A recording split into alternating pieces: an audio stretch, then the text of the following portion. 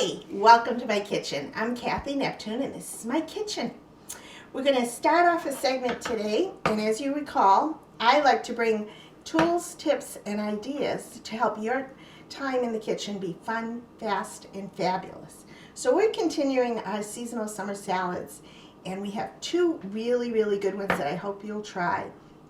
The first one we're going to do is a watermelon salad.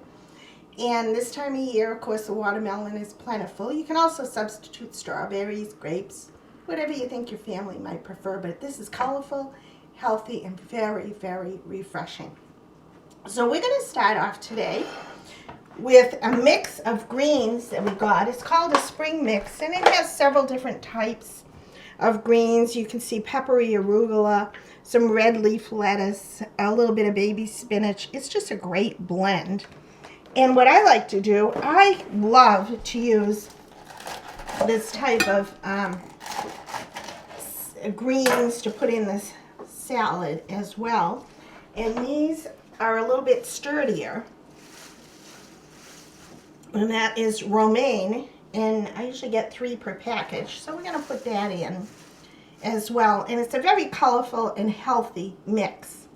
Now, on top of that, I've mixed some dressing ahead of time, and you recall whenever I do these salads, you can do them ahead of time, but I always prefer to dress a bit of the greens ahead of time because it infuses all the flavors, and you want to do a very light coating. And what I have here is a raspberry vinaigrette. And I'm going to toss that just a little bit inside, and doing that just to lightly coat. And you can see you don't want to drown the salad, just want to infuse some of the flavors in that. And I want to thank everybody so much for all your emails and your questions. And I said that I would be happy to answer any of your questions that you send me regarding the resources for these tools and also questions about the recipes. And Angela wrote in and asked me, because we're using a raspberry vinaigrette here tonight, that is made with raspberry vinegar and a little bit of shallots and olive oil, a really good virgin olive oil, a little bit of sugar. And her question was, if you're doing flavored fruit vinaigrettes, but you don't have, say, a raspberry vinegar, what could you substitute? And I always suggest using a fresh, very flavorful fruit jam. So in here, I used a raspberry jam, and I tossed it, I shook it up a little bit with the olive oil and vinegar just to start it to be mixed, and then added the rest of my ingredients. So think of all the different variations. If you're doing a mango salad, you could use a wonderful mango or even a pineapple, make a pineapple vinaigrette with some pineapple jam or jelly that you have. And the list goes on and on. Think about all the different flavors you could do with apple jelly and an apple and walnut salad as well. So those little tips are good to have because they're mostly pantry ingredients that you should have on hand and vary them according to your recipe. So that's our raspberry vinaigrette. And then again, we're using some of the favorites. If you hadn't seen before, one of my standbys are onions that I've infused. I've diced red onions, or you could use any onion really. And I add sugar and water and let them set overnight, and that brings out all those strong bitter enzymes that give it a really strong flavor. And this is a great technique if you're doing burgers or Mexican foods or tacos. It really mellows out the flavor of your onions. So let's say if the Vidalia onions are not in season, perfect substitute. And again, use your pantry for things to make it more convenient for you. So we have that, and then we're going to add some fresh watermelon. I love watermelon, and it's so good for you. So we've cubed this, and I use the seedless. And look at the colors in this. And I always say you eat with your eyes first. And this is the way to go. And you can just put as much or as little as you like.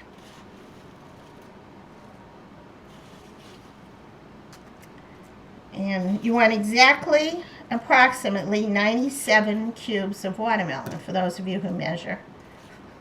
And you know how much I do my measuring. I take it very seriously. And we're going to have some diced cucumbers. Put that on. This kind of looks like Christmas, doesn't it? And as I mentioned, you could certainly substitute strawberries for this. And these cucumbers, when you're using fresh cucumbers during the season, you don't really have to take the seeds out of them because the seeds have a lot of water. But in the summer months, you don't have, excuse me, a lot of water residue in there, so you don't have to worry about draining them. So on top of this salad, now I've candied some walnuts. And you can serve this on the side if you'd like, because, you know, people may be sensitive and have allergies. But it's basically walnuts. You melt butter and brown sugar together, equal amounts. And I add a little bit of cinnamon. If you were doing a spicier salad, you could do some chili flakes or some smoked paprika. And we coat them in the butter, and you have to really watch carefully so that they don't burn. And you just want to toast the walnuts. And we put that over the top. These are great for snacking too. They're really, really good. And we're going to serve the dressing on the side. And, oh, I almost forgot our feta cheese, because you want a little salty in there to offset the sweet as well. Now, instead of the feta cheese, you could also use goat cheese. You could do a sharp queso fresco, which is similar. But I kind of like the feta cheese. It's available. It's always fresh. And it adds a lot of body to this salad.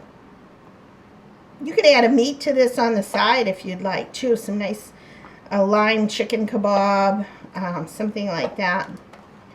Just to serve on the side. And then we're just going to toss this in. Sometimes I throw in a fresh herb. If you have some mint or some fresh basil, you could certainly do that. And this is probably 1/3 a cup of feta cheese. Not a whole lot. Make sure you drain it well. This would be great to bring to a barbecue too, because everybody loves it. And keep it chilled, well chilled. And that is your watermelon salad. How easy is that?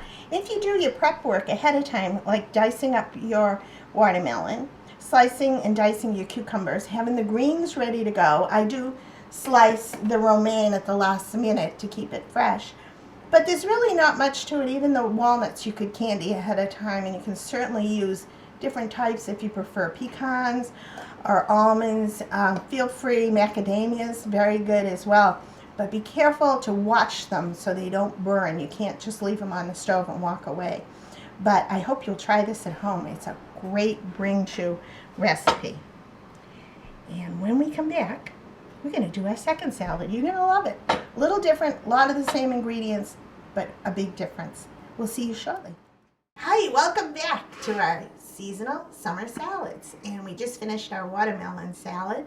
And I thought we'd mix it up and add some meats to this type of salad. We have a spinach and romaine and a mixed green, much as the same ingredients as the first one. We're going to add a few more too to make it interesting. So we've started out with our base here of sliced romaine, and again, once again, because this adds a nice peppery mix with the arugula and the red leaf lettuce, and it's all been washed, so we're going to add the red leaf in there and all the greens that'll make you healthy. And it's good to eat healthy, and you can eat this with your workout attire, you know, so you feel really healthy. Although I bought a workout pants and a whole workout, the shoes and everything, and I put it on and nothing happened. So I think it was defective. So I'm going to bring it back. So be careful when you buy the workout outfits. They may work and they may not, but let me know how that goes. So we've added the greens here, and then we've got some diced fresh tomatoes that are seasonal. And you can use any type. If it's in a season where the tomatoes they don't look that great, I always suggest using Roma tomatoes. I like the Roma tomatoes because they're very consistent. And you don't have to seed the tomatoes at all. So we want exactly approximately that much. And then I've diced up some red radishes. again, to enhance the peppery flavor. And I have a little machine that does that, and I'm going to show you someday on our tool time different ways. Even though we've done dicing and slicing, you can never have too many tools to do something so tedious as that. So you can see the colors already coming out on these. And then we're going to add some red onions. And they're sweetened again with the sugar and water. And you can leave these set overnight. And I like the red onions because I'm going for color here. You can certainly use sweet vidalias. You could even use green onions. Some people who are sensitive to onions and find them hard to digest, I find that green onions or shallots are a great substitute. So those little tricks are good to have on hand.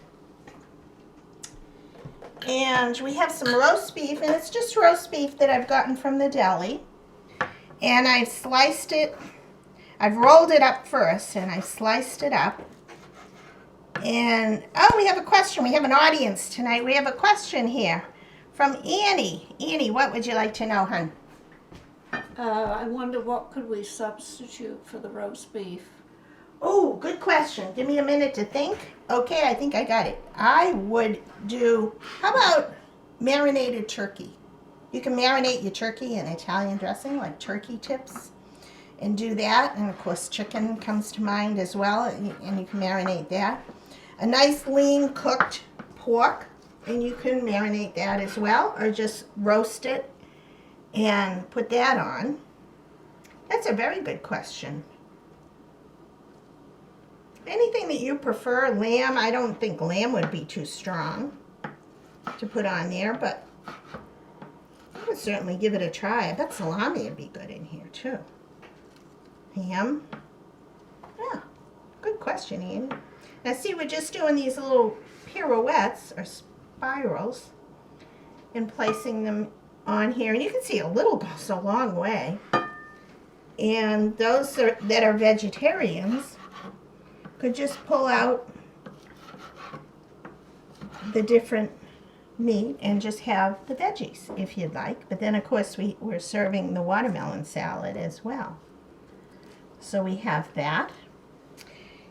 And then I'm going to add some walnuts. Now these I haven't toasted, and I think I'm going to leave these on the side because I think people who might be allergic or sensitive to them, it's always good to err on the caution side of things. So I'm just going to leave that on the side here. And then we're going to do a blue cheese dressing. Oh, we have another question from Diane. Hi, Diane. Hi. Some people don't like blue cheese dressing. What can I substitute? Substitute your friends that don't like blue cheese. Guys, everybody should like blue cheese. It's really good and it's good for you, but that's a great question. I would do this. You could serve it on the side, and you could certainly substitute a ranch dressing if you'd like. It's got the same creaminess, and I'm going to do the dressing on the side tonight because if you poured it over here, you notice I didn't dress the salad because it's going to be a creamy dressing, and it just weights it down, and it doesn't make a great presentation. And presentation is everything, especially in salads. You want it to look fresh. So anytime you have a creamy dressing, that's good to keep in mind. Now I poured a little bit of the blue cheese dressing in here, and I'm going to use a little bit of horseradish, if I can get it out here. And horseradish is a little spicy, but think about if you're doing blue cheese and steak. I love the Béarnaise sauces, and they add a little bit of the horseradish in it. It gives it a nice spicy flavor. So I'm adding just about, I would say about a teaspoon, and I put a little in here so I can blend it in. And then we're going to add, and I like the chunky. This here is a chunky blue cheese dressing because it has more texture. And I'm adding that in here. And keep in mind, if you didn't want to do a blue cheese dressing, you could always do this on the side and serve a side dish of blue cheese. And those friends that do like the blue cheese could certainly add their own. but you got to work on that because blue cheese is killer. You could also substitute goat cheese, is very good too, but I find it kind of has that strong flavor, a cross between blue cheese and feta cheese. But you can certainly mix it up and have everybody select their own. So I think that's a really good thing to do, to add the horseradish in there as well. It gives it a homemade flavor, and it's taking a pantry ingredient and taking it to the next level. It's a good thing to have these tricks on hand if you like. Now we're going to serve this up as it is. Doesn't that look good?